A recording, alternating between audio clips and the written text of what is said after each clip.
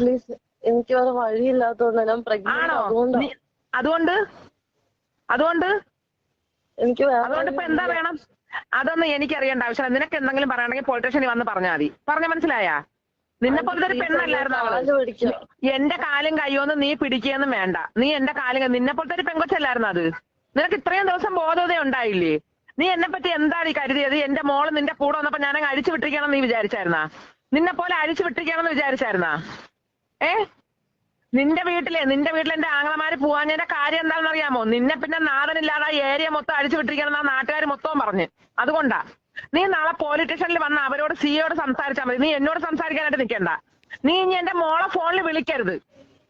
നീ ഇനി വിളിക്കരുത്. വിളിച്ചു കഴിഞ്ഞാൽ വേറെ പ്രശ്നം അതായിരിക്കും. പറഞ്ഞ മനസ്സിലായ? നീ ഇനി വിളിക്കരുത്. സീരിയസ് ആയിട്ട് പറ്റിയാണ്. കാരണം എന്റെ കുറച്ച് ഓഡിയോ ഇൻസ്റ്റയിൽ ഫുള്ള് ലീക്ക് ആയിട്ടുണ്ട്. അതിനെപ്പറ്റി സംസാരിക്കാൻ വേണ്ടിയിട്ടാണ് ഞാൻ ഇതിനെപ്പറ്റി സംസാരിക്കണ്ടെന്ന് വിചാരിച്ചാണ്. കാരണം ഇത് സ്റ്റേഷനിലും പിന്നെ കുറച്ച് കേസുപരമായിട്ട് ഞങ്ങൾക്ക് ഓർഡർ കിട്ടിയാണ് ഇതിനെപ്പറ്റി സംസാരിക്കാൻ പാടില്ലെന്ന്. അതുകൊണ്ടാണ് ഞാൻ ഇത്രയും ദിവസം ഇതിനെപ്പറ്റി സംസാരിക്കാൻ നിന്നത്. പക്ഷേ ഇതിപ്പം കുറെ അധികം ലീക്കായിട്ട് ആൾക്കാർ ഇതിനെപ്പറ്റി ചോദിക്കാൻ തുടങ്ങി. ലൈക്ക് എന്താ ഇതിനെപ്പറ്റി സംസാരിക്കുന്നത്, നിങ്ങളുടെ ഭാഗത്ത് തെറ്റുള്ളതുകൊണ്ടാണോ? അപ്പം എനിക്ക് എന്റെ സൈഡ് ക്ലിയർ ആക്കണമെന്ന് തോന്നി. മാത്രമല്ല എനിക്ക് ഈ കേസ് സംസാരിക്കുന്നത് തീരെ താല്പര്യമാണ്. കാരണം അമ്മാതിരി സത്യം പറയുന്നത് തീട്ട കേസാണ്. പക്ഷെ ഇനിയിപ്പോൾ പറഞ്ഞേ പറ്റത്തുള്ളൂ. കാരണം ഇത് എന്നെയും പിന്നെ എന്റെ കൂടെയുള്ള എല്ലാവരും ബാധിക്കാൻ തുടങ്ങി. അതുകൊണ്ടാണ് ഇതിനെപ്പറ്റി സംസാരിക്കുന്നത്. ഇത് ഹണിയാണ്. ഹണി എൻ്റെ കൂടെ മൂവിലുണ്ടായിരുന്നില്ല. പിന്നെ ഈ കേസ് കൊടുത്ത ആളുടെ ഫ്രണ്ടായിരുന്നു. അപ്പം അവർക്ക് കുറച്ച് കാര്യം പറയാനുണ്ട്. അത് നമുക്ക് വീഡിയോയിൽ ഫുള്ളായിട്ട് നിങ്ങൾക്ക് കാണുമ്പോൾ മനസ്സിലാവും. അപ്പം ഞാൻ സ്റ്റാർട്ടിങ് തൊട്ട് പറയാം എന്താ സംഭവിച്ചതെന്ന്. ഞാനൊരു റൂം എടുത്ത് താമസിച്ചായിരുന്നു. ജഡ്ജിമുക്ക് തൃക്കാക്കരാണ് ഞാൻ റൂം എടുത്തത്. അപ്പം അവിടെ റൂമിന്റെ റെന്റ് 15,000 ആയിരുന്നു. അപ്പം ഞാൻ ഫസ്റ്റ് ഒറ്റയ്ക്കാണ് റൂം എടുത്തത്. ഒറ്റയ്ക്ക് റൂം എടുത്ത് 1 month ആയപ്പോഴത്തേക്കും ഞാൻ സ്റ്റോറി ഇട്ടായിരുന്നു ഇൻസ്റ്റയിൽ ഇതുപോലെ റൂംമേറ്റ്സിനെ വേണമെന്ന് പറഞ്ഞിട്ട്.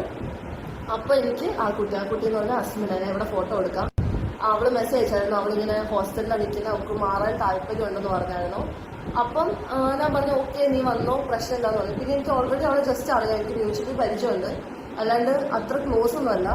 അപ്പൊ ഞാൻ റൂം എടുത്ത് ഇങ്ങനെ അവള് വരാന്ന് പറഞ്ഞു. അത് കഴിഞ്ഞ് ഒരു 2 weeks ഒക്കെ ആയപ്പോഴത്തേക്കും അവള് റൂമിലോട്ട് ഷിഫ്റ്റ് ആയി. അപ്പം അവളുടെ കൂടെയാണ് ഹണി വന്നത്. ഇത് രണ്ടുപേരും ഒരുമിച്ചാണ് വന്നത്. അത് കഴിഞ്ഞ് ഡെപ്പോസിറ്റ് ഉണ്ട്. അവളുടെ ഡെപ്പോസിറ്റ് ഞാനൊരു 30K കൊടുത്തായിരുന്നു. അപ്പം എൻ്റെ അടുത്ത് കയറിയപ്പോൾ പറഞ്ഞ ഇതുപോലെ ഡെപ്പോസിറ്റ് തരാമെന്ന് പറഞ്ഞായിരുന്നു. 1 monthനുള്ളിൽ 1 month എല്ലാം ആകുമ്പോഴത്തേക്കും ഡെപ്പോസിറ്റ് തരാമെന്ന് അവൾ പറഞ്ഞായിരുന്നു.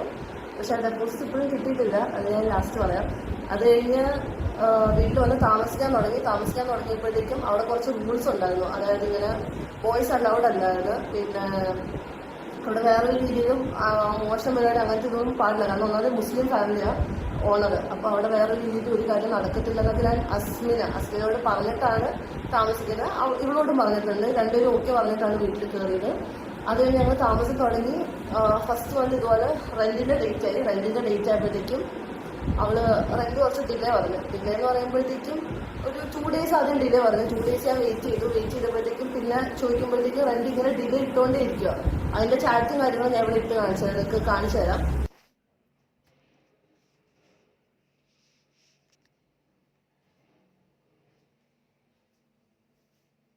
കഴിഞ്ഞിട്ട് 1 month ഏകദേശം എന്റെ ആവാറായപ്പോഴത്തേക്കാണ് എനിക്ക് റെന്റ് തന്നത്. പിന്നെ ഈ ഓഡിയോയിൽ പറയുന്നുണ്ട് പച്ചക്കറിക്കും മറ്റു സാധനങ്ങൾക്കും ഒക്കെ ഞാൻ പൈസ അടി ഉണ്ടാക്കി വാങ്ങിയിരുന്നു. അതായത് നിങ്ങളൊന്ന് ആലോചിച്ച് നോക്കാം. നിങ്ങൾ റൂം എടുത്ത് നിൽക്കുന്ന ടൈമിൽ നിങ്ങളൊരു 4 പേര്, ഞങ്ങൾ 4 പേരുണ്ടായിരുന്നു. അപ്പോൾ 4 പേര് നിൽക്കുന്ന ടൈമിൽ നമ്മൾ വീട്ടിലോട്ട്, അതായത് റൂമിലോട്ട് സാധനം വാങ്ങുമ്പോൾ നമ്മളെല്ലാവരും ഷെയർ ഇട്ടാണ് വാങ്ങുക. അപ്പം ഞാൻ സാധനം വാങ്ങുമ്പം ഇവളും പിന്നെ എൻ്റെ റൂമിൽ ഉണ്ടായിരുന്ന ആരൊക്കെയാണോ അവരൊക്കെ ഷെയർ ഇട്ട് തന്നിട്ടുണ്ട്. പക്ഷെ ഇവള് മാത്രം സാധനങ്ങൾക്ക് ഷെയർ ഇട്ട് തന്നിട്ടില്ല. പക്ഷെ അത് ചോദിക്കാനും നിന്നിട്ടില്ല. കാരണം ഇവിടെ എൻ്റെ അടുത്ത് പറഞ്ഞൊരു സ്റ്റോറി ഉണ്ട്. ലൈക്ക് ഇവളുടെ അമ്മ ഒരു ബാറിന് സെക്ഷൽ രീതിയിലാണ് വർക്ക് ചെയ്യുന്നത്. ഇത് ഇവള് തന്നെ പറഞ്ഞിട്ടുള്ള കാര്യം എനിക്കറിയത്തില്ല. ഞാൻ അതുകൊണ്ടാണ് പബ്ലിക്കലി ഇത് പറയുന്നത്. ഇവളുടെ അമ്മ ഇങ്ങനെ വർക്ക് ചെയ്യുന്നതാണ്. അമ്മയുടെ കൂടെ നിൽക്കാൻ താല്പര്യമില്ല. മാത്രമല്ല ഇവളുടെ സ്വന്തം അമ്മ ഇവളെ ഡൽഹിയിൽ നിന്ന് കൊണ്ട് വിറ്റിട്ട് ഇവളെ ഓടി രക്ഷപ്പെട്ട് ഇവിടെ വന്നതെന്നാണ് എന്നോട് പറഞ്ഞിരുന്നത്. പിന്നെ രണ്ടാഴ്ച ഇവളുടെ അടുത്ത് മോശമായിട്ട് പെരുമാറി അതിന്റെ മേത്ത് പാടും ഇതൊക്കെ എന്നെ കാണിച്ചായിരുന്നു. അങ്ങനെ ഒരു സ്റ്റോറി ഇറക്കിയിട്ടാണ് എനിക്ക് പാവം തോന്നിയിട്ടാണ് ഞാൻ കൂടെ താമസിപ്പിച്ചത്. അല്ലാണ്ട് വേറെ ഒരു ഇതുമില്ല. അവളുടെ കയ്യിൽ പൈസ ഇല്ലെന്ന് എനിക്കറിയായിരുന്നു. അതുകൊണ്ടാണ് ഞാൻ പൈസയ്ക്ക് അധികം ഫോഴ്സ് ചെയ്യാണ്ടിരുന്നത്. പിന്നെ ഇതുപോലെ താമസിച്ച് കഴിഞ്ഞപ്പോൾ എൻ്റെ അടുത്ത് എൻ്റെ മ്യൂസിക് അവിടെ കുറേ ഫ്രണ്ട്സ് പറഞ്ഞു ഇതുപോലെ വല്യയാവും, നിനക്ക് പ്രശ്നം വരും, നിനക്ക് അവളുടെ സ്വഭാവം അറിയത്തില്ലാന്ന് ഞങ്ങൾക്ക് രണ്ടുപേരുടെ അടുത്തും പറഞ്ഞു. പക്ഷെ ഞങ്ങൾ രണ്ടുപേരും കേട്ടില്ല. അതിനുള്ള പണിയാണ് ഞങ്ങൾക്കിപ്പോൾ കിട്ടിയിട്ട് ഇവിടെ ഇരിക്കുന്നത്. അപ്പം ഞാൻ കുറച്ച് ഓടി വെച്ചത്, അതായത് ഞാൻ ഈ മറ്റേ സാധനങ്ങൾ വാങ്ങാൻ പറഞ്ഞതിൻ്റെ ഓടി ഞാൻ ജയിച്ചു തരാം.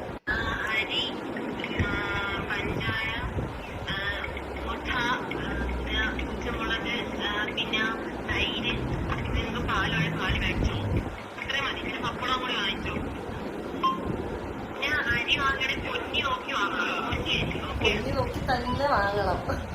അപ്പൊ ഇതുപോലെ എപ്പോഴും ഫോൺ വിളിച്ചിട്ട് അവളിങ്ങനെ ഓരോ സാധനം പറയുമായിരുന്നു. അതൊക്കെ ഞങ്ങൾ വാങ്ങിച്ചു കൊടുത്ത് വീട്ടിലോട്ട് അവർക്ക് ഫുഡും 3 നേരം, ഞാൻ ഇല്ലാത്ത ടൈമിലാണ് ഞാൻ ഫുഡ് കൊടുത്തത്. ഞാൻ കണക്ക് പറയല്ലോ, പക്ഷെ ഇത്രയും ചെയ്തിട്ടും നമ്മളെ പറ്റി ഒരു കാര്യം പറയുമ്പം അറ്റ്ലീസ്റ്റ് അതിൻ്റെ ഒരു ബേസിക് ഒരു സംഭവം വേണം, ഒരു സത്യം വേണം. അതില്ലാണ്ട് വെറുതെ ഒരിക്കലും പറയരുത്. പിന്നെ എനിക്ക് നിങ്ങളുടെ അടുത്ത് പറയാനുള്ളത്, ഞങ്ങൾ എല്ലാവരും പെൺപിള്ളേര് ലൈക്ക് നിങ്ങളിപ്പോൾ റിലേഷൻ ആയിക്കോട്ടെ, ഒരു റിലേഷൻ ആയിട്ട് നിങ്ങളൊരാളായിട്ട് സെറ്റായിട്ട് നിങ്ങൾ ബ്രേക്കപ്പ് ആകുമ്പോഴത്തേക്ക് അവനെ വിളിപ്പിച്ചു ഇങ്ങനെ വല്ല കേസ് കൊടുക്കുന്നത് അത് ഭയങ്കര മോശമാണ്. അതുപോലത്തെ ഒരു സംഭവം തന്നെയാണ് ഇത്. അതായത് എൻ്റെ ബോയ് ഫ്രണ്ട്, ഓക്കെ, ഞാൻ റെന്റ് തരാത്ത ടൈമിൽ ഈ സംഭവം നടക്കുന്ന ടൈമിൽ ഇവിടെ ഉണ്ട്, ഓക്കെ. അപ്പോൾ റെന്റ് തരാത്ത ടൈമിൽ ഞാൻ രാത്രി വീട്ടിൽ ചെന്നു. അവളുടെ അടുത്ത് ഞാൻ കാര്യം പറഞ്ഞു, ഞാൻ റൂം ഒഴിയുകയാണ്, വീട് ഒഴിയുകയാണ്, അപ്പോൾ നിങ്ങൾ റെന്റ് തരണമെന്ന് പറഞ്ഞു. അവൾ പറഞ്ഞു റെന്റ് തരാൻ സൗകര്യമില്ലാന്ന്. റെന്റ് തരാൻ സൗകര്യമില്ലെന്ന് പറഞ്ഞിട്ട് ഇവള് ഡ്രഗ്സ് യൂസ് ചെയ്തിട്ടുണ്ട്. അത് ഞാൻ അവൾക്ക് വേണം ഇപ്പം ഈ വീഡിയോയിൽ ഞാൻ ചലഞ്ച് ചെയ്യാണ്. അവള് ഫുൾ ബോഡി ചെക്കപ്പ് ചെയ്ത് അവളുടെ ബോഡിയിൽ ഡ്രഗ്സ് ഇല്ലെന്ന് പറഞ്ഞാൽ അവൾ പറയുന്ന സംഭവം ഞാൻ ചെയ്യാം. കാരണം അവൾ യൂസ് ചെയ്യുന്ന കാര്യം എനിക്ക് അറിയാവുന്നതാണ്. അതുകൊണ്ടാണ് ഞാൻ ലൈവായിട്ട് അവളെ ചലഞ്ച് ചെയ്യുക. അവൾക്ക് ഇങ്ങനെ ഒരു സംഭവം അവൾ ചെയ്യുന്നില്ലെങ്കിൽ ഓക്കെ ഞാൻ സമ്മതിക്കാം. അവൾ പറയുന്ന എല്ലാ കാര്യം ഞാൻ സമ്മതിക്കാൻ അറിയുന്നതാണ്. അവൾ അതിന്റെ സംഭവം ഉണ്ടെന്ന് അറിയുന്നതുകൊണ്ടാണ് ഞാൻ അവളോട് റൂമിൽ അങ്ങനത്തെ സംഭവം ചെയ്യാൻ പറ്റത്തില്ല, റൂമിൽ ഒഴിയണമെന്ന് പറയാനൊരു മെയിൻ റീസൺ. കാരണം ഇവിടെ പോലീസ് ഫുള്ള് റെയ്ഡ് വരുന്ന കാര്യങ്ങളും ഇതെല്ലാം അവർക്കറിയാം. അപ്പം എന്തെങ്കിലും സീൻ വന്നാൽ എൻ്റെ പേരിലേക്ക് വരും, ഞങ്ങൾക്ക് എല്ലാവർക്കും സീൻ വരും. അതുകൊണ്ടാണ് അവളോട് മെയിനായിട്ട് ഞാൻ പറഞ്ഞ ആ സംഭവം നടക്കത്തില്ല, നീ പുറത്തുനിന്ന് എന്താണെന്ന് വെച്ചാൽ ചെയ്തോ, പക്ഷെ റൂമിൻ്റെ ഉള്ളിൽ എനിക്ക് ബാധിക്കുന്ന രീതി ഞങ്ങൾക്ക് ആർക്കും ബാധിക്കുന്ന രീതി പറ്റത്തില്ലെന്ന് ഞാൻ പറഞ്ഞായിരുന്നു. അപ്പോൾ ഈ സംഭവം നടക്കുന്ന ദിവസം ഇതുപോലെ റൂമിലോട്ട് ഞാൻ പോയി റെന്റ് ചോദിച്ചു. റെന്റ് തരാൻ സൗകര്യമില്ലെന്ന് പറഞ്ഞു. പിന്നെ അവളുടെ റെന്റ് കഴിഞ്ഞ മാസത്തെ അത് കഴിഞ്ഞിട്ടുള്ള മാസം, അതായത് ഡിസംബറിന് മാസത്തെ റെന്റും ഹണിയാണ് തന്നത്. ഹണിയുടെ വീട്ടിൽ നിന്ന് ഹണി ചോദിച്ചിട്ടാണ് അവളുടെ റെന്റും കൂടെ ചേർത്ത് തന്നത്. അവളിപ്പോൾ പറയുന്നുണ്ട് അവളുടെ ഒരു ഐഫോൺ ഉണ്ടായിരുന്നു, അത് എന്തിനു വിറ്റെന്ന് പറഞ്ഞാൽ റെന്റ് തരാനായിട്ട് വിറ്റാണ്. അവളുടെ അടുത്ത് ഇതുവരെ എനിക്ക് പൈസ കിട്ടിയിട്ടില്ല. അവൾ ആ ഫോൺ വിറ്റിട്ട് എന്താ ചെയ്തതെന്ന് ഞങ്ങൾക്കറിയത്തില്ല. ഹണിയാണ് റെന്റ് തന്നത്, ഹണിയുടെ ചേട്ടനാണ് കറണ്ട് ബില്ല് സഹിതം അവളുടെ കൂടെ ചേർത്തിട്ട് ഇവിടെ തന്നത്. പിന്നെ അവൾ എന്തിനാ ഫോൺ വിറ്റതെന്ന് എനിക്ക് ഇപ്പോഴും അറിയത്തില്ല. അതുപോലെ തന്നെ ഇതിൽ ഞാൻ കുറച്ച് സ്ക്രീൻഷോട്ട് ആഡ് ചെയ്യാം. ഞാൻ അവൾക്ക് അയച്ചു കൊടുത്ത പൈസയുടെ സ്ക്രീൻഷോട്ട്സ് ആഡ് ചെയ്യാം.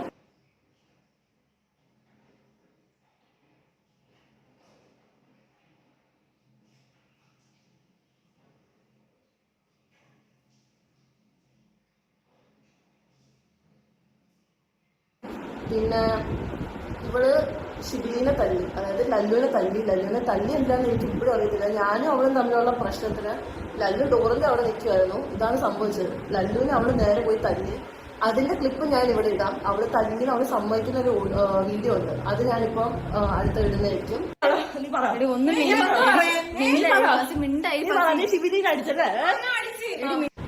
ഓക്കെ, അവള് തല്ലി കഴിഞ്ഞിട്ട് ഇവള് എന്റെ മുടി പിടിച്ച് വലിച്ചിട്ട് എന്നെ പിടിച്ച് ഉന്തി.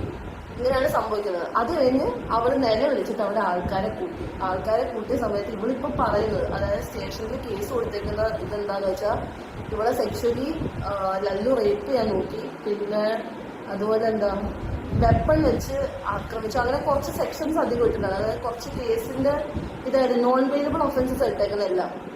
നോൺ വെയിലബിൾ എന്ന് പറയുമ്പോഴത്തേക്കും ജാമ്യം കിട്ടാത്ത വകുപ്പിലുള്ള കേസായിരുന്നു ഇട്ടിട്ടുണ്ടായിരുന്നത്. അപ്പം എൻ്റെ ആ ഓഡിയോയിൽ ഞാൻ അങ്ങനെ അവളോട് സംസാരിക്കാൻ കാരണം എൻ്റെ ബോയ് ഫ്രണ്ടാണ് അവള് കേസ് കൊടുത്തേക്കുന്നത്. അപ്പം എനിക്ക് സ്റ്റേഷനിൽ നിന്ന് പറഞ്ഞാണ് നിങ്ങളൊന്ന് ഒത്തുതീർപ്പാക്കാൻ നോക്കുന്ന എൻ്റെ അടുത്ത് പറഞ്ഞു, സംസാരിച്ച് ഒത്തുതീർപ്പാക്കാൻ നോക്കെന്ന് പറഞ്ഞു. നിങ്ങളുടെ സ്വന്തം നിങ്ങൾക്ക് വേണ്ടപ്പെട്ട ആരും സ്റ്റേഷനിൽ ഇരിക്കുമ്പോൾ നിങ്ങൾക്ക് അറിഞ്ഞിട്ടായിരിക്കും സംസാരിക്കുക. അത് എൻ്റെ ഭാഗത്തോ അവൻ്റെ ഭാഗത്തോ തെറ്റുണ്ടായിട്ടല്ല. എനിക്ക് എങ്ങനെയും അവനെ ഇറക്കണം, സ്റ്റേഷനിൽ ഇറക്കണം, എനിക്ക് അവന് ജാമ്യം കിട്ടണം. ഇതിന് വേണ്ടിയിട്ടാണ് ഞാൻ അവൻ്റെ കാല് പിടിച്ചത്. പക്ഷെ അത് വേറെ രീതിയിൽ നിങ്ങൾ എടുക്കേണ്ട ആവശ്യമില്ല. എനിക്ക് എങ്ങനെയും അവനെ ജാമ്യത്തിൽ ഇറക്കണം. അതിനുവേണ്ടി ഞാൻ സംസാരിച്ചു. അപ്പോൾ അവൾ കേസ് പിൻവലിക്കില്ലെന്ന് പറഞ്ഞു.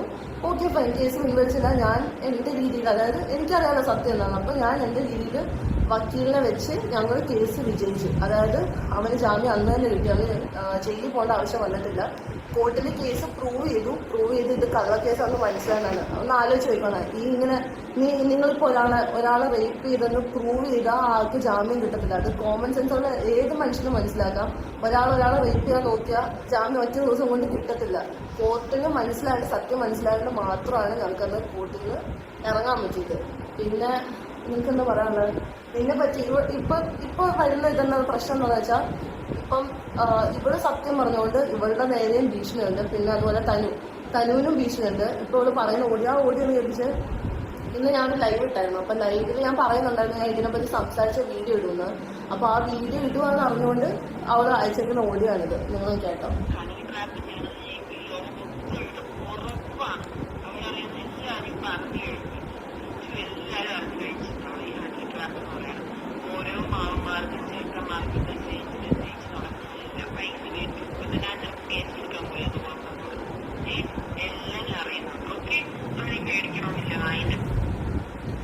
മാമന്മാരിലും ചേട്ടന്മാരിലും പൈസ മേടിക്കുന്നെങ്കിൽ എനിക്കിപ്പോ വീഡിയോ ചെയ്യേണ്ട ഒരു ആവശ്യമില്ല ഇവളെ കൂടെ. അതിന്റെ ഒന്നും ആവശ്യമേ ഇല്ല. എന്താണ് ഇങ്ങനെ ഇവള് ഹണി ട്രാപ്പ് ചെയ്യണം. എനിക്കറിയത്തില്ല ഇവളുടെ പേര് ഹണി എന്നല്ല, ഹണി ട്രാപ്പ്.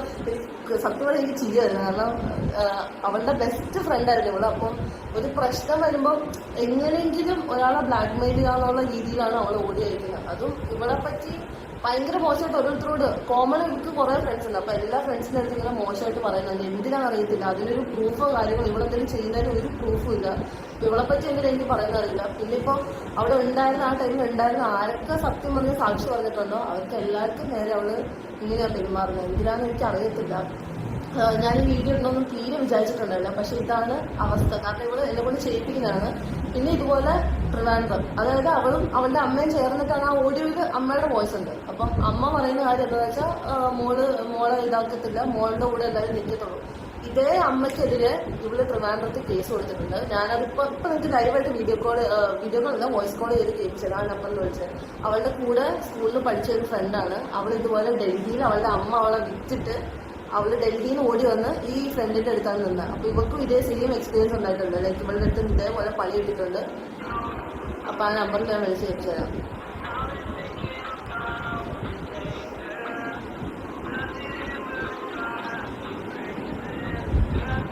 ഇപ്പൊ അത് കട്ട് ചെയ്യാതെ വെയിറ്റ് ചെയ്യുക. വേറെന്താ ഇത് പറയാനുള്ളത്? തന്നെ പറയാനുള്ളത്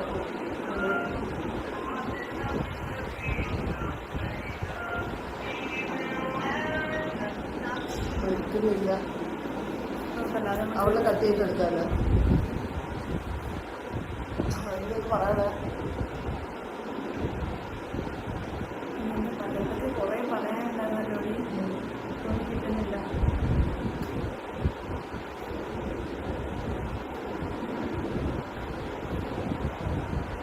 അടുത്ത ഹണി ട്രാപ്പ് എന്ന് പറഞ്ഞ അടുത്ത വീഡിയോ